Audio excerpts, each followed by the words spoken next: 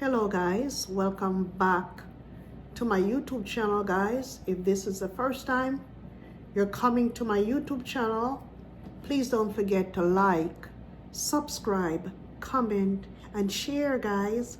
Sharing is caring guys. Anyways guys, today I'm going to be talking about a topic that I always wanted to talk about. But before I talk about it, guys, I want to let you know today I'm not feeling so good. It's 25 degrees here in Cleveland, Ohio, guys. And for some reason, when it snowed bad yesterday, I went outside and I got sick. And I can't figure out how I got sick because I have not gotten sick for years already. But how I know I'm sick is I'm starting to sweat a lot, and then my arm is hurting me, and my nose is very stuffy. But on my throat was a little bit scratchy last night, so what I did gargle my throat with some apple cider vinegar, and that went away. But when I woke up this morning, my husband said I had a slight fever. So I think I have a slight fever, my nose is stuffy, and I had headache earlier on, a mild headache earlier on, but it went away. So hopefully I can just get better very, very quickly. I don't like to be sick. I'm not always sick, okay? So this is like strange to me, but it can't be too strange because it's 25 degrees outside. It's white, as lots of snow is outside, and it's extremely cold, guys. So now I gotta stay at one corner in my house to do this video. Hopefully this video will not be too long, guys. As I said, I wanted to talk about this subject because you guys know I am from Jamaica. I was born in Jamaica and I was raised in Jamaica, but I left Jamaica when I was very young and came here to the United States. And now I'm residing here in Cleveland, Ohio. Even though this is not going to be permanent home. I've been here for a long time and I'm planning to move to California. Hopefully this year my dreams would all come true. But let's keep my fingers crossed. Anyways, guys, the topic that I'm going to be talking about today is Chinese Jamaicans. Are they real Jamaicans living in Jamaica? This is what I really want to explore. But before I get into my version of the Chinese, how I feel about Chinese Jamaican is, I'm going to be doing a little bit of research on Google. Anyways, guys, I got to put on my funnies because sometimes I can't see these small words in these phones. The phone costs a strain on your eyes, and with the social media and all that, I got to do this. So hopefully I can do this and take these glasses off of my face very quickly. Okay, guys, let's do some research on Google. Chinese Jamaicans are Jamaican of Chinese ancestry, which includes descendants of migrants from China to Jamaica. Early migrants came in the 19th century. There was another movement of migrants in the 1980s and 1990s. Many of the descendants of early migrants have moved abroad, primarily to Canada and the United States. Most Chinese Jamaicans are Hakka, H-A-K-K-A, Hakka, and many can trace their origin to the indentured Chinese laborer who came to Jamaica in the mid-1900s to early 20th century. Okay, let's look at the population of Chinese in Jamaica. The population of Chinese in Jamaica, it's saying the Census Bureau, as of 2011, is saying there are 50,228 Chinese in Jamaica. Let's look at where they're, the region of Jamaica where they're mostly residing. Okay, so where mostly Chinese are in St. Andrew, which is, I think Kingston is a part of St. Andrew, St. James, Westmoreland, Manchester, yes, Kingston Parish, I was right, Trelawney, St. Mary, St. Thomas, St. Catherine, okay? Let's see if they speak our language. Jamaican English, Jamaican Patois they speak, Hakka. Recent migrant and business people also speak Mandarin. Let's look at their religion, guys.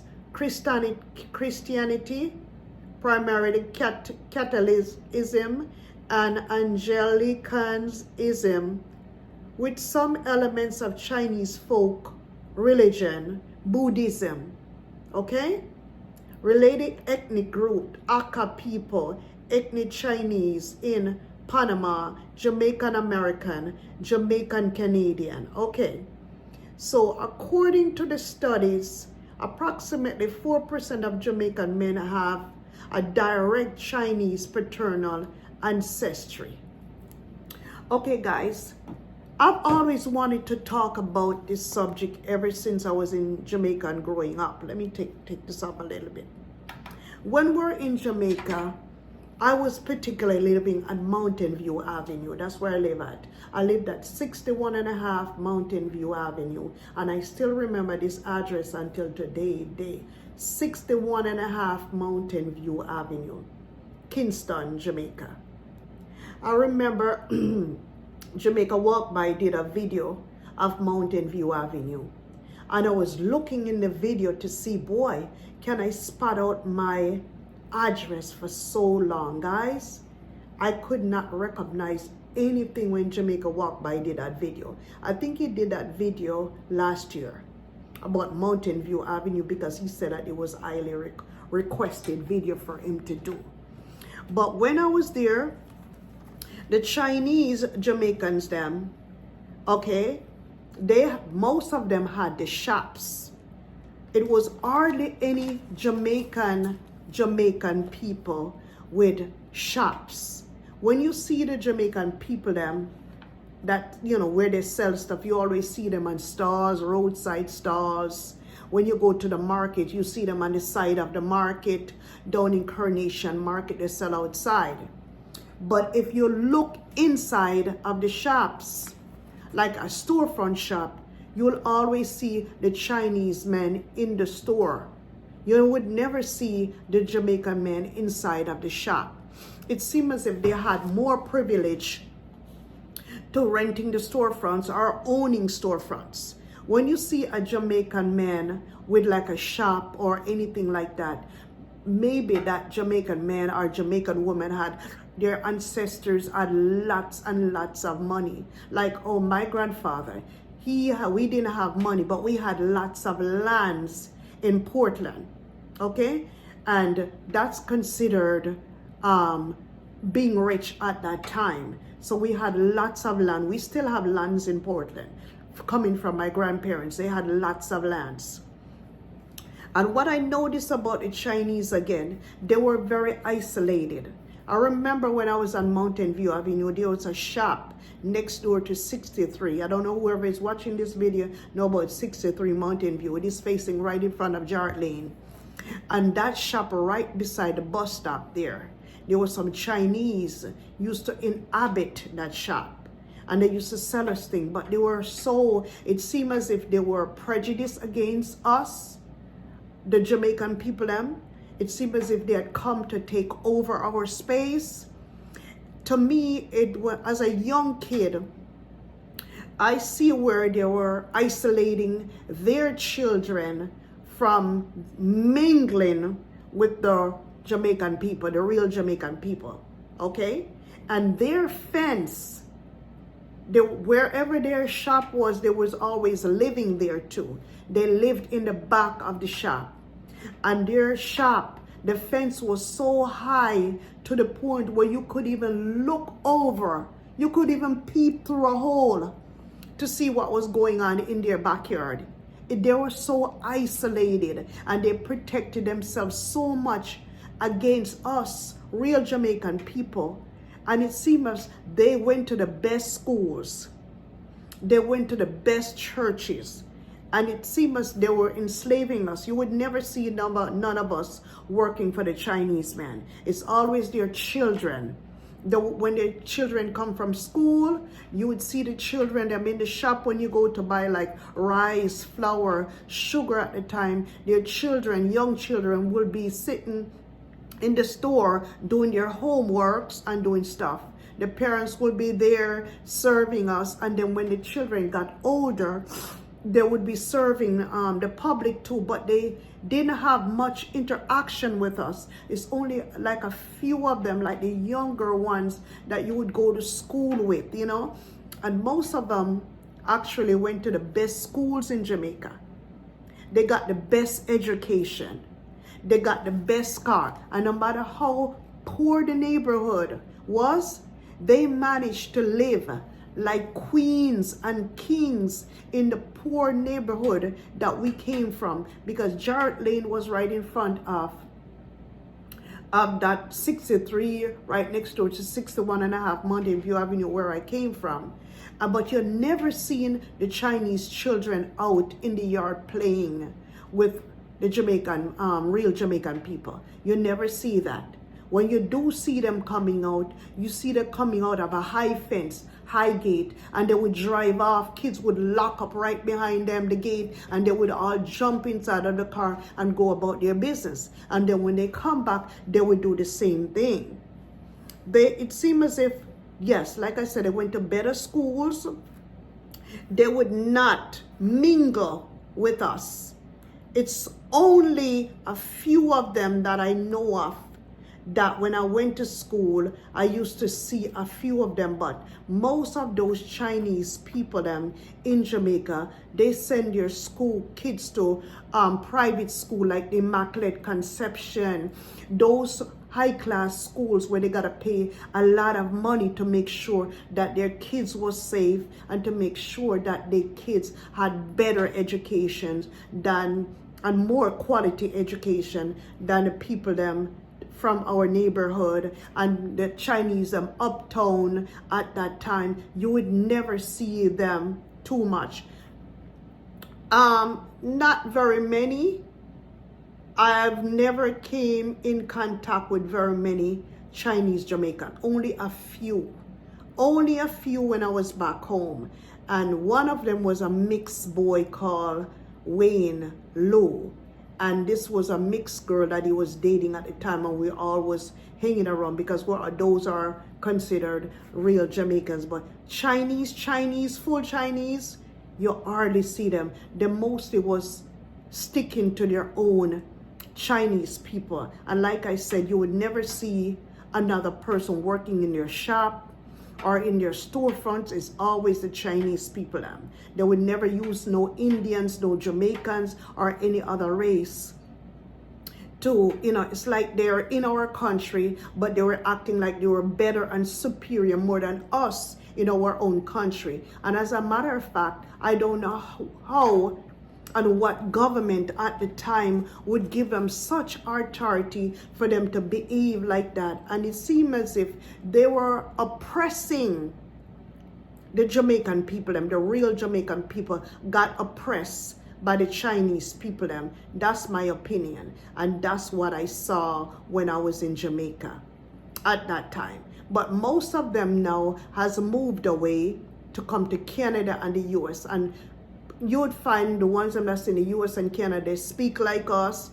When you're in Canada and the US, they want to hang around us. But when you're in Jamaica, at that time, now it's different because of social media. I heard that there's a lot of Jamaican people down there. They have Jamaican wives, and they're mingling and integrating now because of social media, because change of government, because a lot of stuff that took place in Jamaica. So now everything is all open up because Instagram, Facebook, YouTube, all that stuff has enlightened a lot of people. So everyone is more now. Everybody wants to go to Jamaica.